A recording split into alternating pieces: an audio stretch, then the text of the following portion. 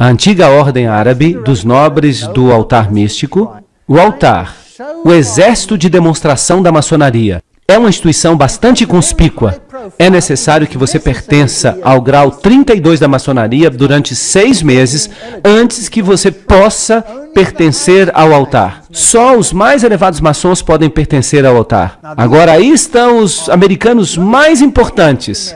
Todos os mais importantes americanos. Eles desfilam por Nova York como membros do altar. Se fosse um baile de máscaras. O altar pertence a Alá. Vocês sabiam disso? E vejam que ali estão os cristãos, assim chamados cristãos do grau 32. E eles já sabem que eles adoram a Lúcifer.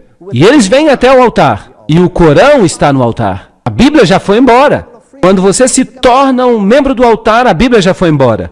Nós selamos o nosso voto em nome de Alá, o Deus dos árabes, o Deus dos muçulmanos, de Maomé, o Deus de nossos pais. Uau! Será que Alá é que é o Deus dos nossos pais? Aqui está o juramento.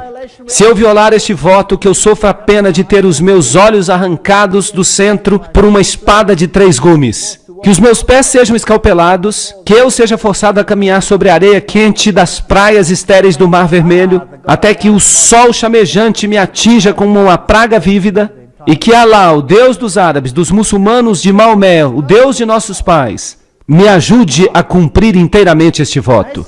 Será que um cristão pode fazer um voto assim? Sim ou não? Obviamente não. Então a maçonaria nada mais passa do que uma antiga religião de mistério. E os jesuítas pertencem a essa antiga religião de mistério. E Islã é um tipo de antiga religião de mistério por trás dos bastidores. E quem você acha que controla tudo isso? Roma. Roma controla tudo isso. O que você acha de eu dizer que o catolicismo e o islamismo por trás dos bastidores são a mesma coisa? Vocês já notaram que o catolicismo não reclama que os islamitas não permitam que haja evangelismo? Porque isso lhes convém. Ele já é catolicismo. Mas quando o evangelismo acontece em países não islâmicos e alguns católicos se convertem, então acontece um grande drama. Não é interessante? Esse é um padrão duplo que é difícil de entender, a menos que você olhe nos bastidores. Então há todas essas salas egípcias, há uma sala assíria, e aqui está uma loja maçônica, uma reunião de uma loja maçônica em Cairo. E o presidente Gamal Abdul Nasser, o presidente Nasser, de 1954 a 1970, e Anwar Sadat, de 1970 a 1981, eles eram todos membros da AEO, a antiga ordem dos egípcios, e da ANOMS, a ordem dos nobres árabes do altar místico. Então, não é interessante que eles trabalhem tão bem assim por trás dos bastidores? Será que tudo isso é uma anedota? Aqui está o juiz Hagbed Idris, ex-governador e grão-mestre e soberano comandante da ordem egípcia. E aí você tem o seu simbolismo. E foi um maçom mesmo que me mostrou isso. Ele me disse que lá no Líbano todos os grandes figurões do islamismo são maçons. Ele mesmo era maçom. Bem, vamos até este templo maçônico. Em Oklahoma. O que nós estamos vendo aqui? Aham! Nós vemos um símbolo. E nós vemos símbolos árabes. E nós podemos ver um fez, um fez, um fez e um fez. E é claro, Musla, muçulmano, Alá. Então a maçonaria, na sua ordem mais elevada, adora Alá, que de fato, diretamente é Set, a soma da lua com as estrelas. Bem, Arthur Edward Waite diz, Abel representava um esforço maçônico. O que será que isso significa? Vamos nos aprofundar nessa história. Nós já vimos isso antes. A Torre de Babel. É assim que a Torre de Babel se parecia. Esta é a aparência provável da Torre de Babel. Notem que ela era construída sob a forma de espiral. E há inúmeras representações que você encontra na literatura. Aqui está outra representação. A Torre de Babel. Notem o formato de espiral. Até o topo. Há várias representações. Espiral, espiral, espiral. Circular. Esta aqui é estranha. Mas são todas espirais. Ela provavelmente era assim. Então, ela era um esforço maçônico. Isso não é interessante? Vamos olhar esta foto de novo. Em um país islâmico, Maria em cima de uma espiral. E aqui temos, Salve Rainha Santa, Estão vendo este círculo com um ponto dentro? Vocês se lembram o que Albert Pike disse que isso representava? Era o princípio gerador. Como o barco e o mastro. A mesma coisa. Usavam este símbolo para Maria. Aqui há outro lugar. Você percebe isso aqui? Ali está ela. África do Sul. Ela está no espiral. O que é isso? É a Torre de Babel. Veja uma vista da frente. Esta aqui foi tirada no Líbano. Eu mesmo tirei a foto. No Líbano. Aí está ela, no topo da Torre de Babel. Quem vai ser a rainha da Nova Babilônia? Maria. Mas quem é Maria? Maria Isis. Será? Aqui está a igreja onde está a estátua dela. Sob a forma de um barco fenício. Dá para ver a silhueta dela na janela. Aí está uma pintura dela. Ela é a rainha de Babilônia. Vamos pedir para Blavatsky confirmar isso. Doutrina secreta. A humanidade se tornou a serpente de Gênesis. E assim causa toda hora e todo dia a queda e o pecado da Virgem Celestial. E então, a Virgem Celestial se torna a mãe dos deuses e dos demônios ao mesmo tempo. Pois ela é a divindade amorável e benéfica para todos aqueles que tocam a sua alma e coração. Eis aí a doutrina secreta. E continua, Lúcifer é a luz celestial e terrestre. Ele é o Espírito Santo e Satanás ao mesmo tempo. Então, Satanás e Maria são a mesma coisa. E no livro Isis Desvelada de Blavatsky, ela diz que Isis, a egípcia, é a mesma coisa que o seguinte: a Santa Isis, Mãe Universal, a Mãe dos Deuses, a Mãe de Horus, a Alma Máter do Universo, a Virgem Sagrada da Terra, a Mãe de todas as virtudes, a Ilustre Isis, Espelho da Justiça, Lótus Sagrada, Astarote, Rainha dos Céus, Modelo de todas as mães, Isis, a Mãe Virgem. E ela continua. No hinduísmo, a mesma coisa.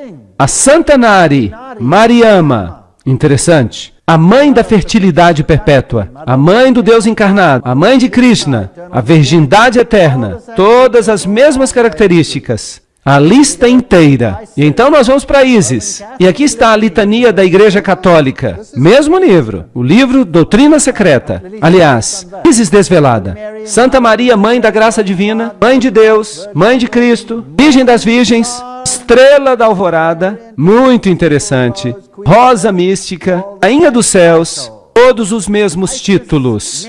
Isis Maria. Notem que vem de Isis Desvelada, de Helena Petrovna Blavatsky, ela mesma está falando. Quando Cirilo, bispo de Alexandria, bem, o que você poderia esperar? Claro que tinha que ser Alexandria. Abertamente abraçou a causa de Isis, a deusa egípcia, e a antropomorfizou para se tornar Maria, a mãe de Deus, e a controvérsia trinitariana tinha acontecido. Naquele momento, a doutrina egípcia da emanação do Deus criativo, de Emeft, começou a ser torturada de milhares de modos, até que os concílios concordaram com a adoção dela como ela agora se encontra. Aí está, o bispo de Alexandria transformou Isis em Maria. Então é o mesmo velho culto. Então, se você entrar numa catedral católica ou num santuário de Maria, eu tirei esta foto na Europa. Esta é bem recente. Eu tirei esta foto há 5 semanas. Uma foto novinha. Ficou legal. Ficou bem no slide. Oração à estrela do mar. Ó Maria, estrela do mar. Quem é a estrela do mar? Quem é o Deus do mar? Era Poseidon. Era Osíris. Ó querida mãe, eu me aproximo de ti com grande confiança. Os muitos milagres que aconteceram me enchem, pobre pecador, blá, blá, blá, blá. Ó tu, mãe dulcíssima, amicíssima estrela do mar, não me deixes ir embora daqui sem ser atendido, etc, etc. Tu podes me auxiliar porque tu és a segunda mais poderosa depois de Deus. Eles colocam isso em benefício das massas. Eles creem que ela é Deus. Aqui está o famoso Pio, o mesmo que lançou Hitler ao poder, 1950, o dogma da ascensão de Maria ao céu. Aqui está o dogma Nós declaramos que a benditíssima Virgem Maria, no primeiro momento da sua concepção, foi pela graça única e privilégio de Deus, em vista dos méritos de Jesus Cristo, Salvador da raça humana, preservada, intacta de qualquer mancha do pecado original. Esta doutrina é muito importante, porque agora Jesus tem os seus méritos por causa da sua mãe, e não por causa do seu pai. Lembrem-se disso. Jesus tem as feições de sua mãe. Será que eu consigo colocar esta sentença na sua cabeça? Jesus tem as feições de sua mãe. É isso que esta doutrina ensina. E eu vou mostrar para vocês os pregadores protestantes dizendo a mesma coisa. Interessante. Aqui está a revista Focus. Maria soll Göttin werden. Maria deve se tornar deusa. Claro que abertamente a Igreja Católica não permitiria que Maria fosse chamada de deusa. Weiblich Gottheit. Mulher deusa? Absolutamente, por que não? Milhões de católicos americanos querem fazer de Maria uma deusa. O cardeal John O'Connor e o Papa João Paulo II, um grande mariólatra, não se opõem a essa ideia. Aí está, Maria é Deus. Claro que ela é Deus para os iniciados. Porque Helena Blavatsky disse o quê? Que ela é Lúcifer. Ela é Lúcifer. Muito bem. É por isso que a versão King James diz em Gênesis 3,15: E eu porei inimizade entre ti e a mulher, e entre a tua semente e a semente dela. Ele ferirá a tua cabeça e tu ferirás o calcanhar dele. Nem a Bíblia Padrão Revista ousou mudar isso. Gênesis 3,15: Porém inimizade entre ti e a mulher, e entre a tua semente e a semente dela. Ele ferirá a tua cabeça e tu ferirás o calcanhar dele. Mas os católicos não gostam do texto assim. E a Dwyer Himes, que é a Bíblia Jesuíta Online, diz: Eu porei inimizades entre ti e a mulher, entre a tua semente e a semente dela. Ela ferirá a tua cabeça, e tu espreitarás o calcanhar dela. Agora é Maria que esmaga, não é mais Jesus. Eles mudaram. Aqui está a fotografia de uma aparição de Maria em Zaitun, no Egito. Então os muçulmanos viram isso. E aqui está um livro fascinante. A rainha de Roma, a rainha do Islã, a rainha de todos. Será que estamos falando da mesma religião? Vamos dar uma olhada. Vamos dar uma olhada nesta página católica da internet. Hearts Are. A doutrina católica romana com respeito a Maria. Esta é a doutrina deles, não sou eu falando. A única santa, católica e apostólica igreja, dirigida pelo bispo de Roma, sucessor de Pedro I Papa, sempre venerou a Santíssima Virgem Maria, inclusive a sua impecaminosidade. Pois a igreja segue a Escritura, especialmente o Novo Testamento, que ela mesma compilou tão perfeitamente quanto ela segue a sua tradição. Pois eis que todas as gerações hão de me chamar de bendita. Lucas 1,48. Este ainda é um documento católico. Não é surpresa que a mulher triunfe sobre o dragão vermelho, pois as Escrituras dizem isso desde o início. Lembrem-se de Gênesis 3,15, que declara: E estabelecerei inimizade entre tu e a mulher, entre a tua semente e a dela, ela há de esmagar a tua cabeça. Que versão estão citando? A versão católica jesuíta. Uau! Isso é interessante. Vamos continuar. Vem da mesma página da internet. A Mary, a mulher das Escrituras e mãe dos homens, que guarda os mandamentos de Deus e mantém a verdade com respeito a Jesus. Essa declaração é interessante. Nós vamos fazer uma comparação mais tarde que vai ser muito divertida. A ela a igreja aplica as lindas palavras de sabedoria. Ela, o brilho que radia da luz eterna. Ela, o espelho inconspurcado da majestade de Deus. Porque Maria é cheia de graça. A igreja, através do Papa Pio IX, declarou-a como concebida de forma imaculada, sem pecado. Isso é muito importante. Maria passou a ser considerada Imaculada Conceição como resultado de suas aparições em Lourdes em 1858. Ela é imaculada, então Jesus é sem pecado por causa dela, não por causa de Deus, por causa dela. A Imaculada Conceição, ou melhor, o Coração Imaculado, Enciclopédia Católica, livro 6, página 965. Ela declara que coração no sentido bíblico significa pessoa interior. Portanto, a Igreja Católica diz que os bispos unidos deveriam consagrar o mundo ao seu coração imaculado. O mundo inteiro deve ser consagrado ao coração imaculado. Isso é fascinante. Vamos ler mais. Sua importância excepcional foi confirmada, além disso, pela aparição de Maria em Fátima. Agora temos uma ligação interessante. Vocês já viram o inferno. Então, nós chegamos àquelas visões, nós já discutimos as visões do inferno. A Rússia então seria consagrada, e João Paulo II, ela não mencionou o nome dele, mas dizem que é ele quem vai sofrer, e ele é o terceiro, e que todo mundo será dedicado ao seu coração imaculado. E Maria então declara em Fátima que a Rússia se converterá. E o resumo da história é que o mundo será salvo pelos filhos de Maria, aqueles que se devotaram ao seu coração imaculado. Isso é muito fascinante. Vamos ler um artigo dessa mesma página da internet, uma página da Igreja Católica. E o seu autor é o famoso bispo Fulton Sheen. Vamos tentar descobrir alguma coisa ali. O artigo se chama Maria e os Muçulmanos e é encontrado no relatório Mizzensi, páginas 1 a 3, da Fundação do Cardeal Mizzensi, que considera o assunto excepcionalmente importante. E o bom bispo diz, o Corão, que é a Bíblia dos muçulmanos, tem muitas passagens que falam sobre a bendita Virgem. Em primeiro lugar, o Corão acredita em sua concepção imaculada. E também no seu nascimento virginal. O seu nascimento virginal. Notem bem, o seu nascimento virginal. Vocês perceberam isso? Ela foi concebida imaculadamente e a mãe de Maria era estéril. Quem se tornou, portanto, o Salvador? Uma contrafação de Jesus Cristo. Esta aqui. Isso é uma afronta. O terceiro capítulo do Corão coloca a história da família de Maria em uma genealogia que volta até Abraão, Noé e Adão.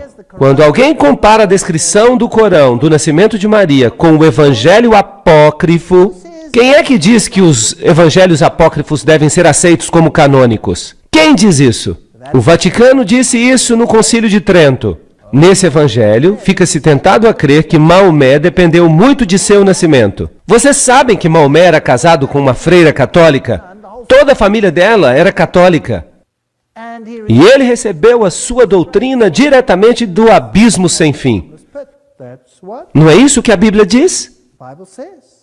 E essa doutrina começou a se espalhar. E usaram o Islã primeiramente para neutralizar o cristianismo, e então o espalharam ainda mais tarde para se livrar dos inimigos de Cristo, para se livrar dos seguidores de Cristo, e então para se livrar de todos os inimigos de Roma. Os dois livros descrevem a velhice e a indubitável esterilidade da mãe de Maria. Isso não é fascinante? José perguntou como ela havia concebido a Jesus sem pai. E Maria respondeu, você não sabe que quando Deus criou o trigo, ele não teve necessidade de semente? O Corão tem versos sobre a anunciação, sobre a visitação, a natividade. Anjos são representados como acompanhando a bendita mãe e dizendo, ó Maria, Deus te escolheu e te purificou e te elegeu acima de todas as mulheres da terra. Percebem as ligações? Quem criou quem? Será que o catolicismo criou o Islã ou quem sabe o Islã criou o catolicismo? Não pode ser, porque o catolicismo existia antes do Islã. A mesma doutrina. Há uma defesa tão forte da virgindade de Maria aqui no Corão, que o quarto livro atribuiu a condenação dos judeus à sua calúnia monstruosa contra a Virgem Maria. E agora fica melhor ainda. Então, o bispo diz, as duas maiores religiões do mundo creem na fervorosa devoção a Maria e consideram as suas virtudes em alta estima. Os muçulmanos e os católicos compõem cerca de 2 bilhões de pessoas juntos. Eles estão no controle. Tudo de que eles necessitavam era da Igreja Ortodoxa, e agora eles já a têm. E é também verdadeiro que inúmeros protestantes consideram Maria com grande favor. É melhor desistir da religião, pessoal, se você quer fazer parte do clube. Ou então, nós veremos. A grande Madre Teresa declarou este ponto quando ela resumiu a questão nas seguintes palavras, simples e diretas. Sem Maria não há Jesus. Uau! Ok. O reconhecimento da concepção imaculada pelo mundo fará com que haja uma relação mais íntima entre as grandes denominações cristãs, católicos e ortodoxos, e também entre o cristianismo e o Islã. Que tipo de síntese eles querem? A união das religiões. O que a maçonaria ensina? Jesus, o filho de José, o Senhor, o Messias e seus apóstolos, e depois destes Maomé,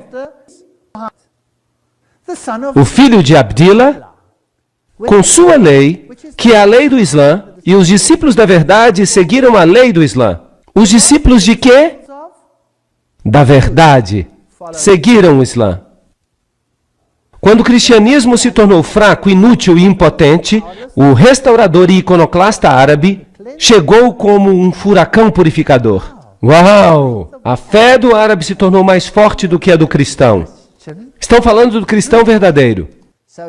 Então o Islã nada mais é do que o catolicismo, derrotando ou vencendo o cristianismo.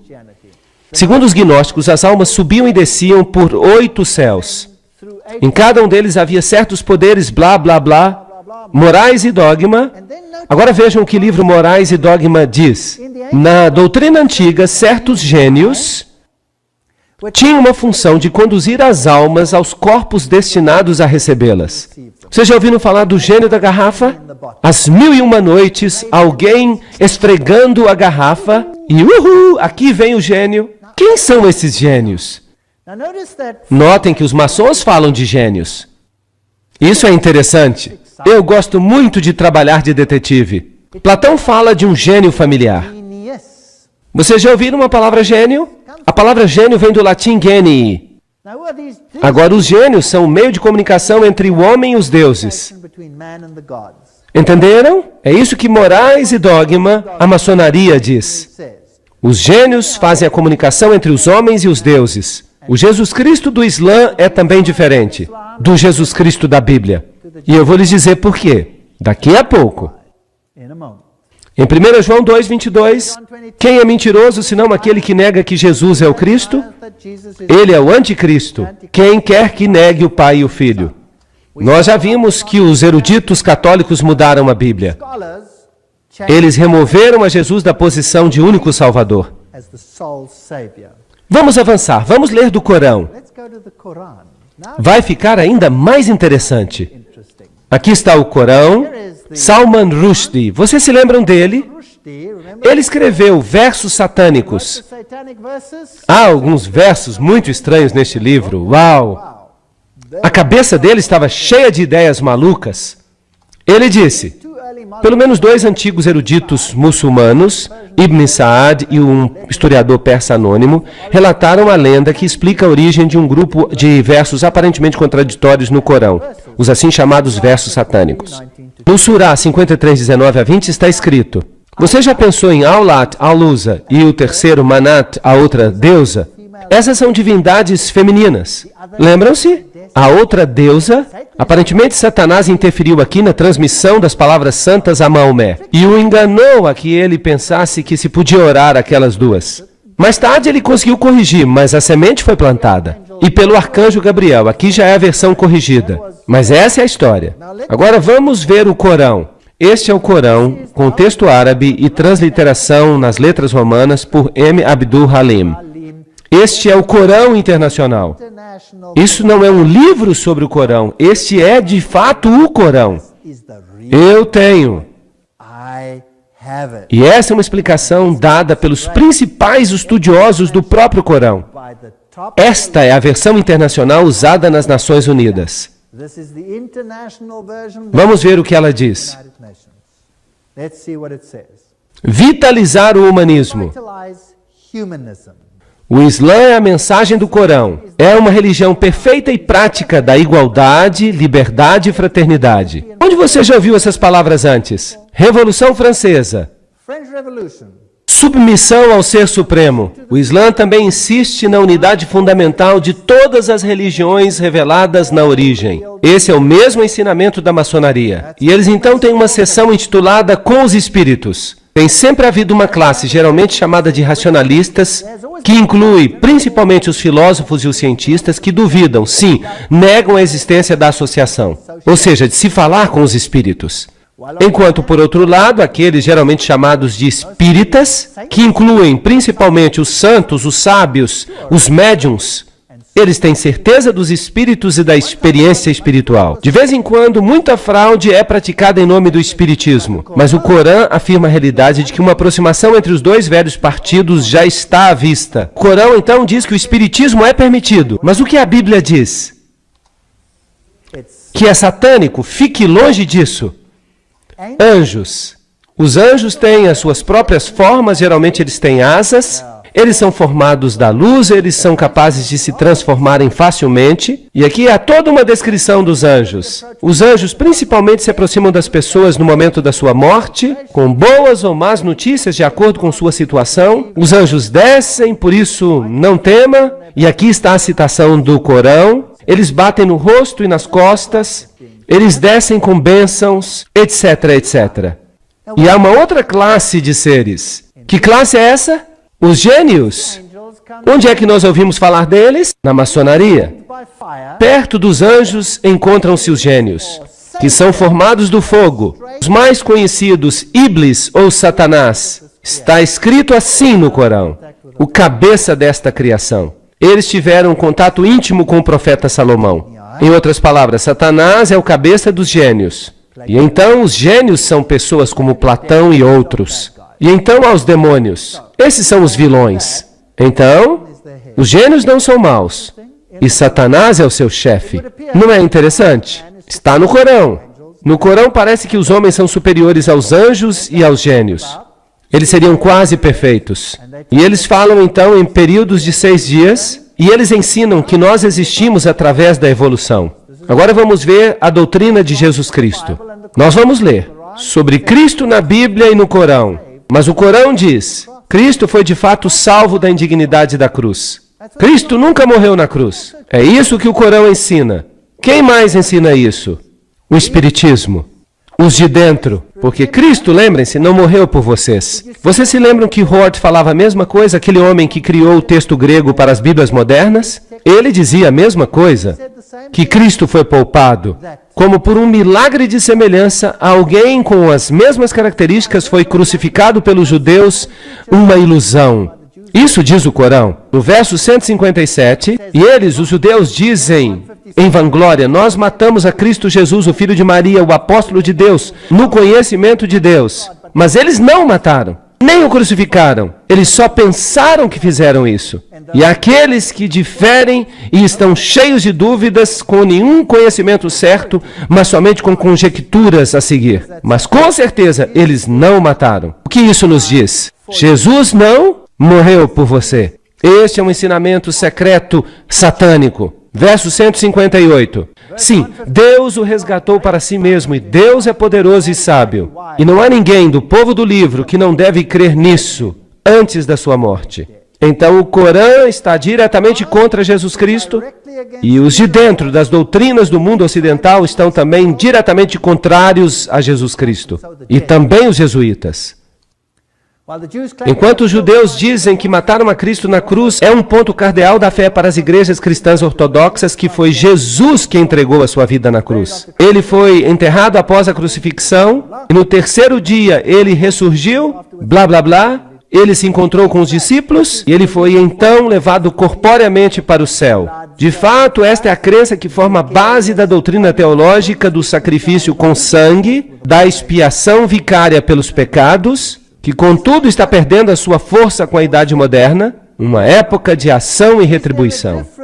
Esta não é a mesma coisa que Hort disse? Sim ou não? Há uma diferença entre os teólogos católicos e o Islã? Sim ou não? Não há diferença alguma. Quem está controlando a quem? O Corão diz que Deus se aborrece, vejam esta explicação, e Deus se aborrece se alguém crê que Cristo é o próprio Deus. Cristo nem mesmo é o Filho de Deus, mas um apóstolo como qualquer outro. O mesmo ódio contra Jesus Cristo se percebe aqui, como nós já vimos que ele existia entre os teólogos dos jesuítas. Como já vimos que os teólogos jesuítas revelavam. Esta é uma citação muito interessante do livro Missionário do Lar. Eu gosto desta citação. O Salvador disse, aquele que crê no Filho tem a vida eterna. E aquele que não crê no Filho não verá a vida. Mas a ira de Deus está sobre ele. Ele diz de novo, e esta é a vida eterna, que eles te conheçam a ti, o único Deus verdadeiro, e a Jesus Cristo a quem tu enviaste. Os muçulmanos têm conversos em muitas terras, e seus advogados negam a divindade de Cristo. Deve essa fé ser propagada?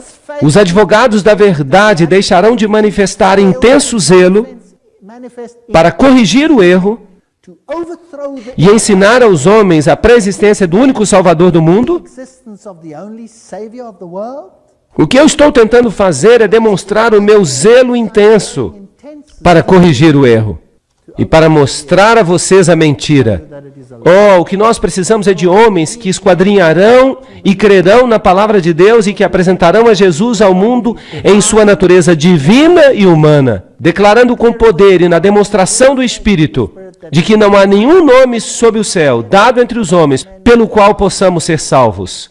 Oh, como nós precisamos de crentes que apresentarão a Cristo em vida e caráter, que o apresentarão diante do mundo como o brilho da glória do Pai, proclamando que Deus é amor. Eu falei com um imã muçulmano. Ele havia se convertido ao cristianismo. E eu disse a ele, meu amigo, qual a diferença que você encontrou entre o Alá em que você cria antes e Jesus Cristo? E ele disse, a única diferença entre os dois é, pois Deus amou o mundo de tal maneira que Ele deu o seu Filho unigênito, para quem quer que creia, não pereça. Esta é a diferença. Alá é um Deus de guerra, um Deus de retribuição, um Deus que envia o seu povo à destruição, prometendo a eles virgens celestiais na vida após a morte, dando-lhes alegria no céu, mas um inferno na terra, e também um inferno no céu para todas as mulheres. E Jesus Cristo diz, todos somos iguais diante de Deus.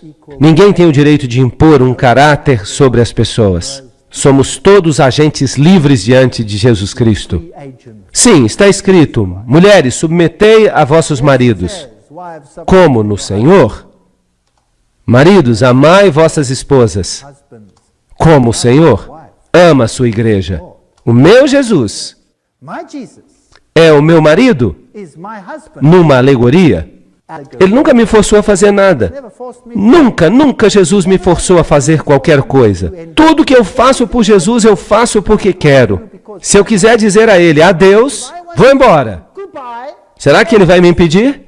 Será que um raio vai cair sobre mim e c'est fini? Não. Jesus é o ser mais fantástico do universo. Ele lhe concede total liberdade de escolha. Permite que você se decida por ele ou contra ele. Tudo que ele tem em sua defesa é, quando eu for levantado, eu atrairei a todos os homens para mim. O amor é o caráter de Deus. E o amor é a única coisa que pode triunfar. De outro modo, nós teremos um inferno perpétuo. Alguém uma vez me perguntou, eu não vou dizer quem foi, mas me perguntaram, e se o outro lado ganhar? Você vai passar para o outro lado? Que pergunta estranha. Eu disse, eu já li o último capítulo, eu sei que Jesus vai vencer. Mas mesmo que você tivesse a razão, mesmo que o outro lado vencesse, eu vou lhe dizer, eu preferiria morrer. Eu preferiria morrer do que viver uma vida de inferno perpétuo, sob o domínio de um louco, que instauraria o fascismo como seu governo e que reina sobre marionetes prontas para obedecer. E ele concede muitos lixos terrestres àqueles que o obedecem. Mas o amor, que vem do livre-arbítrio, ele é incapaz de dar. Ele não tem poder para concedê-lo. Ele não tem nada para dar, ele está falido. Se Jesus não se sair vencedor, é melhor que nós nos tornemos em pó. Mas graças a Deus, Jesus vai ser vitorioso. Esta é a mensagem para o nosso tempo. A Enciclopédia Britânica diz, os desvios no Corão das narrativas bíblicas são muito marcados, e na maioria dos casos podem ser explicadas com referência às anedotas lendárias da Agadá judaica e do Evangelho apócrifo. Quem controla esses escritos secretos? Roma os controla hoje. Roma diz que você precisa crer neles. A Cabala judaica, o Zohar, o Sefer Yetzirah, estes são os escritos. Nós encontramos escritos de Abraão, todos eles pseudepígrafos. O Sefer Yetzirah é o livro ao qual o Corão se refere com o nome de Livro de Abraão. São escritos ocultos. Assim foram feitos esses livros. A vinda do Redentor. Vejam o que a Cabala fala. As calúnias abomináveis contra Cristo e o cristianismo ocorrem não apenas na Cabala, mas também nas edições anteriores do Talmud. Nele está escrito, neles, Jesus é chamado aquele tal, o tolo, o leproso, o enganador de Israel. São palavras terríveis, usadas para Jesus Cristo. Que faz este slide aqui? O Papa e o ator Jim Caviezel, que fez a parte de Cristo no filme A Paixão de Cristo, ajoelhado diante do Papa. Será que o Papa aqui está levantando o nome de Jesus Cristo? Será? Agora, se você observar com cuidado, é Maria que recebe toda a atenção. Pedro se ajoelha e pede a Maria perdão. Claro, se dissessem isso claramente, ninguém creria. Mas e se você apresentar uma versão para as massas? E então você os pega com uma teia religiosa, que no âmago não passa de uma mentira. E o pobre Islã? Acontece a mesma coisa. Do lado de fora se ensina o Islã com as exigências mais rigorosas que essas pobres pessoas precisam cumprir a cada dia. E os de dentro não creem em nada disso. Eles adoram diretamente a Lúcifer. São as pessoas mais licenciosas de todas. Milhões de pessoas estão sendo enganadas no mundo hoje. Isso não é uma catástrofe? Será que nós não vamos nos levantar e vamos dizer: Deus é amor, entreguem suas vidas a Ele. Precisamos nos separar dessas mentiras. No catolicismo, no Islã, no hinduísmo, no budismo. No budismo você se senta e você se esvazia até que nada sobre. E você começa a levitar. Porque você perdeu todo o peso, você não é nada. Jesus Cristo diz: eu vim para te dar vida em abundância. Eu vou te encher com a minha pessoa. E o que as outras religiões fazem? Elas esvaziam você até que você se torne uma casca sem nada dentro. Que engano terrível! E todas essas exigências e rituais, tudo isso é terrível. É terrível não ter a Jesus Cristo e a liberdade que Ele nos dá. Vejam isto. Aqui está a verdade por trás dos bastidores. Aqui você tem estrelas de rock se prostrando diante do Papa. Você tem Yasser Arafat beijando o anel do Papa. E o que os pregadores protestantes falam sobre isto? Bem, no dia 30 de maio de 1997, no programa David Frost, Billy Graham disse: eu acho que também o Islã é mal compreendido, porque Maomé tem um grande respeito por Jesus. Será que ele leu o que eles falam? E ele chamou a Jesus de o maior dos profetas além dele, um homem se exaltando acima do Filho de Deus. E eu acho que nós estamos mais perto do Islã do que nós imaginamos. Billy Graham, será que você não está usando linguagem maçônica? E que tal Schuller, que fez uma entrevista com Larry King e se referindo a um encontro com o grande mufti, Schuller se gabou: eu nunca me encontrei com um homem com quem eu tivesse uma conexão de espírito tão imediata e uma concordância de fé e de filosofia tão alta como eu tive com o grande mufti da fé islâmica. O que esses pregadores protestantes estão fazendo? Entrevista ao vivo de Larry King com Robert Schuller na véspera de Natal 1999. King, perguntando a ele por que ele se encontrou com o grande mufti. Por que você está aqui? Por causa da ideia de aproximar as religiões, certo? Sem dúvida, responde Schuller. Nós estamos numa era totalmente nova. A era da doutrinação dos povos acabou. King, esta visita, Robert Schuller, o animou? Schuller, claro que sim, o grande mufti diz que a religião é como a chuva que cai. Os extremistas poluem a água pura. A minha previsão é que nós vamos focar no próximo milênio, como líderes religiosos, na purificação da poluição da religião. Uau! Eu acho que aqueles que não quiserem concordar com a síntese, a dor da separação, vai se tornar tão forte que os perturbadores de Israel, aqueles que dizem: não há nenhum nome pelo qual importa que sejamos salvos, esses vão ficar encrencados. Talvez seja esta a última vez que vocês vão ouvir uma mensagem assim. Quem sabe? Notem bem isso. Benjamin Cheves, o antigo vice-presidente do Concílio Mundial de Igrejas, ele declara que seu ministério sempre foi ecumênico e interfé. Há uma ligação entre judaísmo, cristianismo e islã. Eu acredito que deveria haver um grande triálogo, não um diálogo, mas um triálogo entre essas três grandes religiões reveladas. Em 1997, ele anunciou que ele havia se convertido ao Islã e havia se tornado membro da nação do Islã do reverendo Louis Farrakhan. Ele alega que ainda crê em Jesus Cristo, mas ele espera que seu anúncio choque a muitos cristãos e também a seus amigos e colegas de ministério. E ele continua dizendo, ele também insiste que ele não mudou de fato. Nada mudou. Ele diz, se você derramar água de um copo para o outro, a composição da água ainda é a mesma. Eu sou quem eu sou. Não há diferença entre o Islã e o cristianismo. Claro que não. Se você é um dos de dentro, não haverá diferença, porque os dois lados adoram a mesma coisa. O Deus do judaísmo é o Deus do cristianismo e é o Deus do Islã. Desculpa, não no meu caso. O meu Deus morreu por mim. Eles dizem que ele não morreu por mim. Eles adoram um Deus diferente. O que é isto? O Papa beijando o Corão. Aqui está uma foto do Papa no final da audiência, com o patriarca Rafael I do Iraque, e o Papa se inclinou diante do livro sagrado muçulmano, Corão, que lhe foi presenteado pela delegação.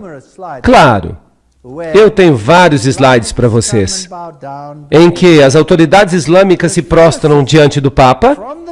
O catolicismo, desde o início, controlou o Islã. O Islã só é uma ferramenta para os esotéricos, para doutrinar as pessoas de modo que elas aceitem uma síntese. E nós estamos no limiar do tempo do fim. Apocalipse 18:4. Eu ouvi outra voz do céu dizendo, saí dela, povo meu, para que não sejais participantes de seus pecados e para que não recebais as suas pragas. Eu creio que há muitas pessoas no Islã que verão a luz, que verão que foram enganadas, assim como muitos católicos que verão a luz, que foram enganados. Eu mesmo já fui católico romano. E aqui estou eu, testemunha viva desse fato. E a verdade me libertou. Que privilégio é para mim orar diretamente ao meu Deus. Que privilégio é para mim caminhar com Ele todo dia, ter uma experiência com Ele, saber que Ele existe, conversar com Ele, caminhar com Ele. Eu quero distância desses outros rituais, que nada mais significam além de escravidão. Quanto a mim e a minha casa, eu servirei o Senhor. Eu apelo a todo cristão que siga a palavra, que faça o que ela diz, e então nenhum de nós se perderá. Obrigado. Thank you very much.